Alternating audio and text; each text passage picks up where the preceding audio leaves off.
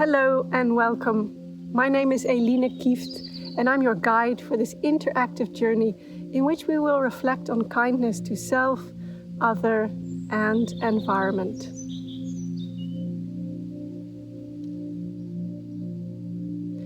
First of all, a quick orientation. What do we mean by reflection? The literal meaning of reflection is when something throws back light, heat or sound without absorbing it.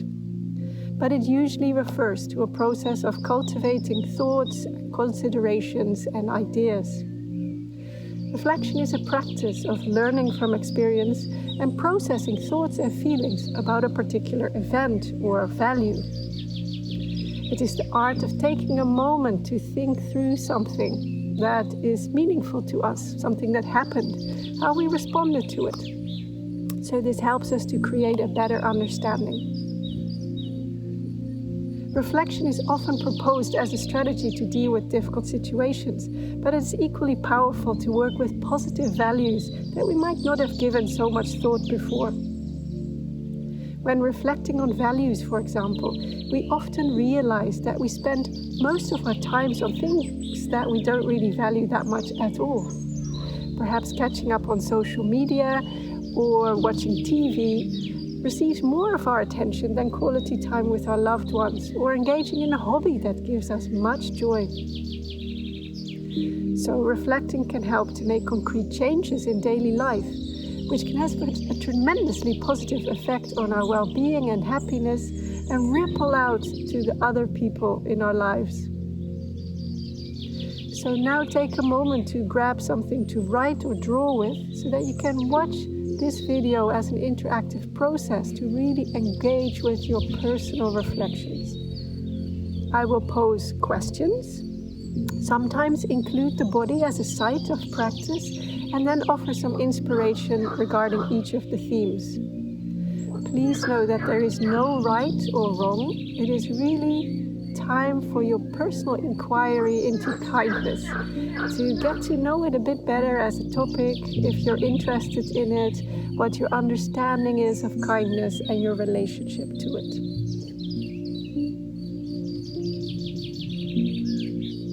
Reflection. Take a moment to reflect on what kindness means to you. What is your relationship to kindness? How is it for you to express kindness and to receive it? Perhaps one is easier than the other. Take some time to explore this. You can pause the video if you need more time. Inspiration. Kindness is a value that we see in many cultural traditions. It is similar to compassion. And people often see compassion as a feeling and kindness as an action that follows. Indeed, they are very closely connected and both have immense benefits to our physical body as well as to our environment. Kindness is a quality of being friendly, generous and considerate. Kind acts, even saying simply thank you to someone, make an immense difference. Imagine you come home from work all stressed and angry and how that affects the mood of others in the house. Or vice versa if you have been at the receiving end of people's stress and anger. Performing acts of kindness helps to improve relationships, lower social anxiety, negative self-beliefs and behaviors. It has tremendous benefits such as less stress, more energy, better immune and cardiovascular systems, and even a longer lifespan. It reduces the risk of depression and helps us to perform better at school and at work.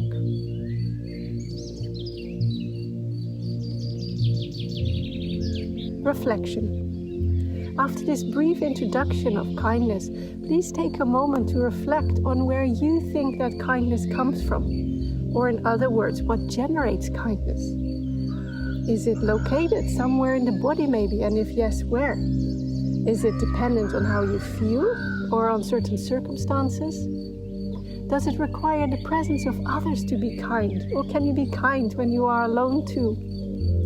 Take some time to explore this and pause the video if you need longer.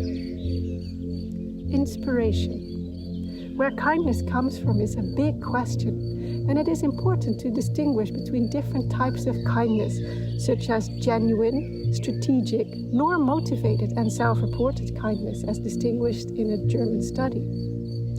Each of these has different motivators or underlying reasons for being kind.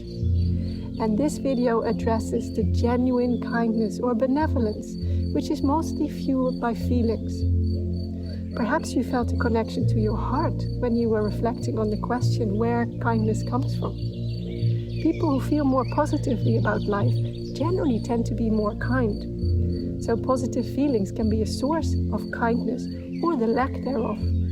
When we are distressed, we're very often tied up with the factors that stress us. And then it's harder to be kind to ourselves and others.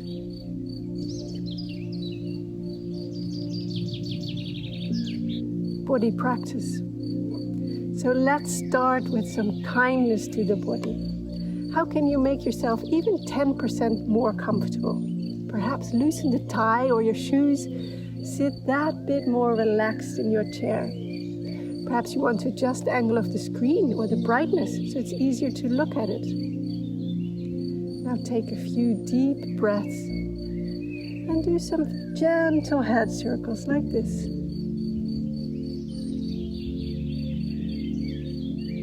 Maybe 3 to one side and 3 to the other side. Taking a moment to breathe in your day.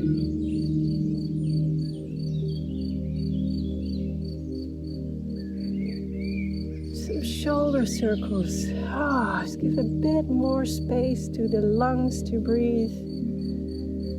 Let go of any tension in the neck and the upper back. Circle the other way as well.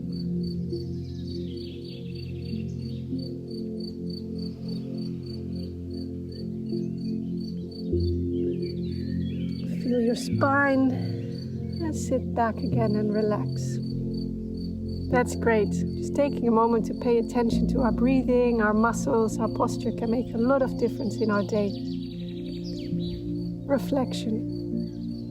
So from this place of a more relaxed and spacious body, take a moment to reflect on how kind you are to yourself. This means kindness both in body and in thoughts. Do you let yourself rest when you're tired? Do you eat foods that you know are supportive for your body's vitality? Do you engage in activities that are supportive and kind? And how kind are your thoughts towards yourself? Are they encouraging, critical, or even punishing? Just take a moment to inquire into these questions and remember that there is no right or wrong. Please pause the video if you need a bit longer. Inspiration. Concepts such as self-compassion, self-kindness, and indeed self-love are often frowned upon, as if they were simply egoistic selfishness. However, when we are in balance and at peace with ourselves, that wellspring of positivity radiates out and can affect others around us. There are many online resources to work with self-compassion that often include comforting the body, mindfulness practice, making peace with our inner critic, cultivating gratitude, and treating ourselves with the compassion and care that we would give to our best friend. It also includes knowing, communicating, and respecting our own boundaries and taking breaks when needed.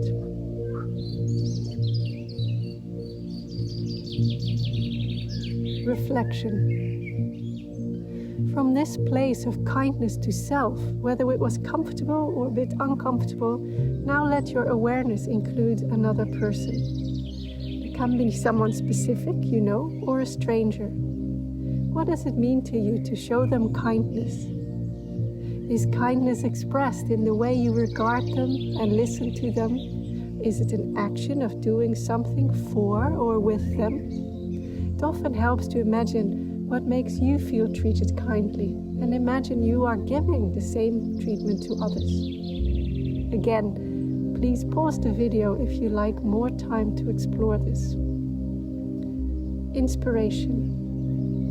The South African Ubuntu philosophy underlines our deep connection. I am because we are. And this encourages sharing resources and taking care of each other. In Japan, kindness includes hospitality, consideration, and anticipation of other needs. For example, if you know someone with a long journey ahead of them, perhaps you can make a packed lunch and give that to them. Taking out the trash for someone who can't walk very easily, or donating things we no longer need, might also be kindness to others.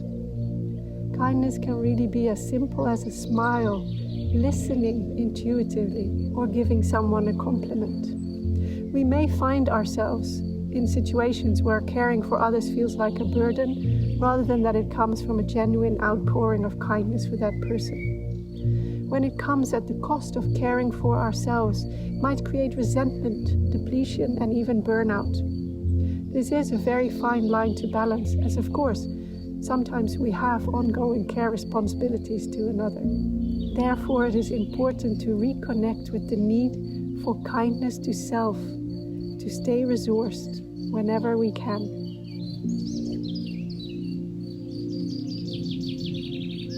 Reflection. Our third exploration is about kindness to the environment. The environment, as a space that surrounds us, can refer to our homes, classrooms, offices and public spaces, as well as natural environments. What qualities of an environment inspire kindness to you? What kind of effects do you feel a kind environment has on your well-being? Do you find it easier to give or receive kindness in specific environments? And what can you do to co-create kind environments and increase the kindness factor somewhere? Also, is a kind environment different to being kind to the environment? Again, take some time to explore this and pause the video if you need to. Inspiration. Kind environments help us to feel welcome and safe. They're easy on the eyes and other senses. They generate a feeling of being accepted as we are, as well as a sense of relaxation from which we can do whatever we need to do in that specific environment. Specifically in learning environments and office spaces, it doesn't always feel easy or indeed safe to open our hearts. How can we co-create spaces where each of us can bring our unique self, eager to learn and to collaborate? Inclusion starts with simple gestures of welcome and respect, such as opening a door for someone, letting someone go first, removing a bag so that someone can sit, or pulling up an extra chair. Also, listening to each other with attention and constructive criticism delivered with kindness and encouragement is often one of the greatest gifts we can give and receive. And this goes two ways, both for teachers and students, managers and employees. Kindness in classrooms and office spaces improves concentration, memory, productivity, and makes learning and working spaces so much more kinder for all involved. Kindness to natural environments largely depends on our relationship to nature and the outdoors. Is it a place of nourishment or fear? Do we feel power over nature and entitled to extract resources ad infinitum? Or do we see the earth and its natural resources as a delicate ecosystem that we are required to take care of and protect to the best of our abilities? Being kind to the natural environment can come in many shapes as well.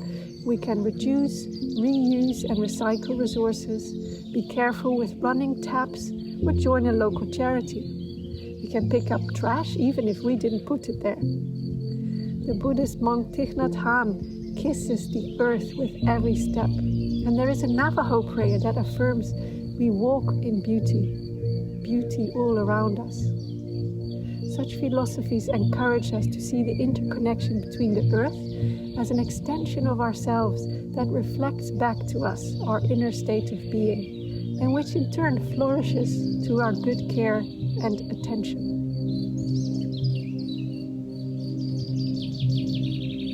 We visited 3 interconnected dimensions of kindness for self, others, and the environment. Perhaps you find one area easier than another. Maybe kindness to self is a bit of a challenge, and it's easier to connect to the concept of kindness to others. Maybe it's the other way around. You find it easier to be kind to yourself than to others. Or perhaps you're very kind to the natural environment, but not yet so much to other people or yourself. Just observe where you are naturally strong and secure, and where you feel you can grow a bit more awareness and stretch yourself a little. Like gratitude, kindness is an attitude that we can cultivate, like you cultivate a garden. Ask yourself, what seeds would you like to plant? How do you tend them? With water, sunlight, and healthy soil, and then see them grow and blossom. Those 3 layers of self, others, and the environment are deeply interconnected. So cultivating time to thrive within yourself is worth it, to be able to care better for others and for the environment. I leave you with the final invitation. Please think of one act of kindness for each of these 3 layers. So in the next week, think of one kind thing you can do for yourself, for another person, and for your environment. And then put these thoughts into action. Kindness is contagious, so spread and share the vibe. Thank you very much.